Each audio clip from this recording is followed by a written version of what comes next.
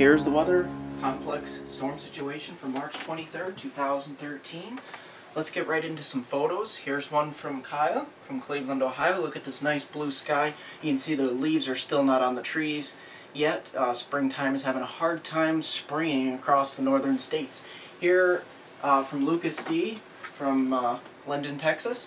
You can see here we got a nice picture of some, looks like some darker clouds obscuring the sunlight. Very nice picture. We have another picture here. Looks like more leaves coming on the trees. Some nice light coming through the trees here. Another picture of a flag here. You can see it across the nice blue sky here. Look at these beautiful pictures. Here's a nice, oh look at this. Here's a nice moon here through the trees. Taken very well, showed up very nicely. You can almost see some fog in front of it. And then you've got some sunlight coming through some nice leaves coming on a tree. Something we can only dream of across the north. Thank you, Lucas, for those pictures.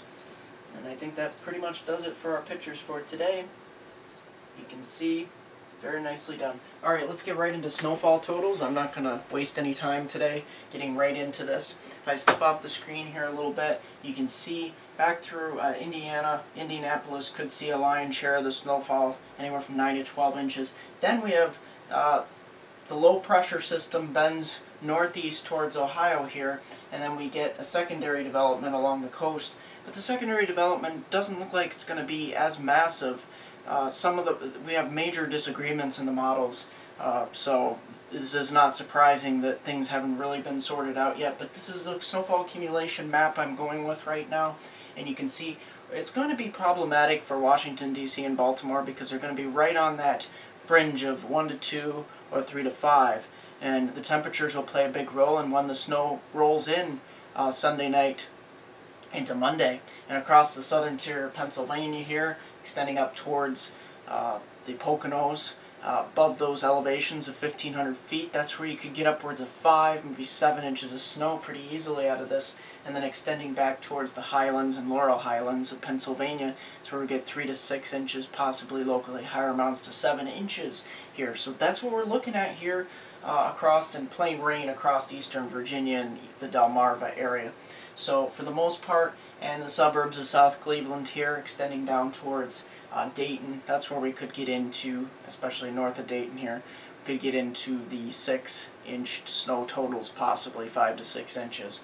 So we're going to continue to monitor this situation. This is a very complex storm, and it's been giving a lot of forecasters a lot of headaches lately with the flip-flopping of the models. Here I'm just briefly going to show you some of the severe weather here outlined in the southern states here, just east of New Orleans tomorrow, extending mainly towards the Florida Panhandle. That's where we're really concerned about for damaging wind and large hail, as the bottom part of this cold front from the developing low pressure system up in the mid-Atlantic. This is the tail end of that system, and it's producing some severe weather. That's going to do it for MeteoMark. I've got a lot of micro updates to do on my Facebook page. Like me on Facebook at MeteoMark, subscribe to me on YouTube. Here's a 4-day forecast for my hometown viewers from Binghamton to Elmira in the northern tier counties of Pennsylvania. We're going to start out with some sunshine tomorrow across the area on Sunday, and temperatures will warm up nicely, just above 40.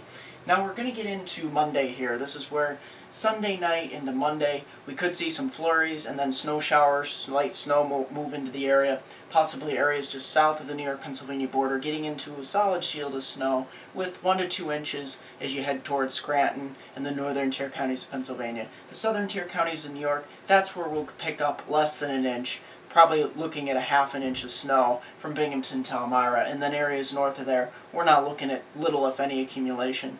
Temperatures will be rather warm, and the snow should roll out of the area by Monday evening, as we're not looking at this to stick around anytime soon. And we warm up for the rest of the week here.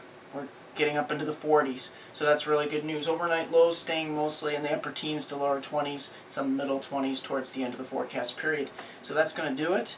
The storm should stay for the most part south of the northern tier counties of Pennsylvania and the southern tier counties of New York, with the outer fringes reaching us, like I says, with about 1 to 2 inches. Northern tier counties of Pennsylvania down to Scranton, with only about ½ an inch along the southern tier border counties of New York.